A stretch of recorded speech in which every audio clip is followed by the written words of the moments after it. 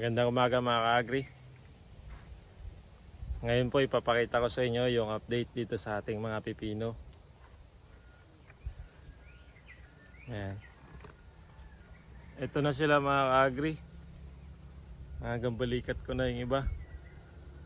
Ngayon mga ka-agri ay 22 days na sila mula nung nailipat tanim natin. Ayan po, mapapansin nyo mga ka-agri, marami na silang bulaklak. May ilang bunga na rin po. Sige mga ka-agri, pakita ko sa inyo yung ating mga pipino ngayon.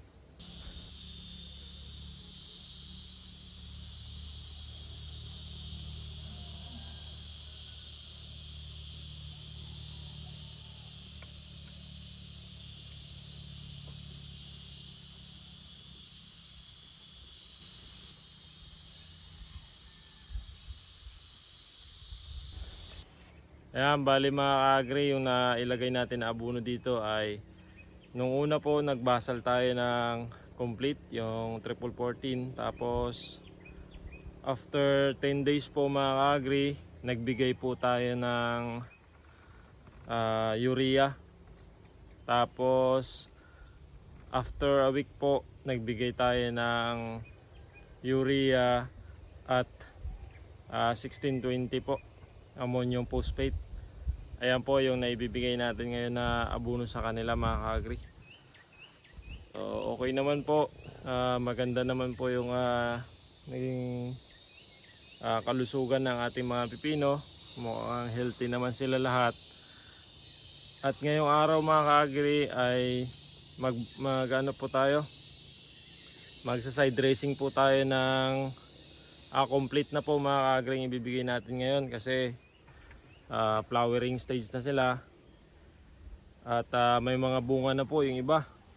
So napakabilis ng pipino, mga ilang linggo na lang makakapag-harvest na tayo dito mga ka-agri.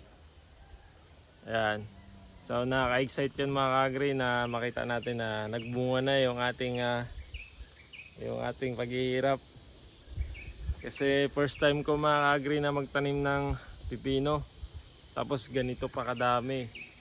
Ayan, bali nasa ano po ito mga ka-agri, nasa 600 plus po na puno. Ayan, at effective din po yung ating balag kahit paano. Ayan, first time po natin gumawa ng mga ganitong klaseng balag mga ka-agri. Ayan, kahit paano mga ka-agri, okay naman.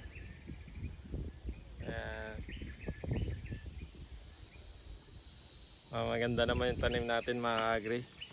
Bali update ko na lang kayo mga ka-agri sa mga susunod natin na video at mga activity natin dito sa ating pipino. Sa ngayon ito lang po muna mga ka-agri.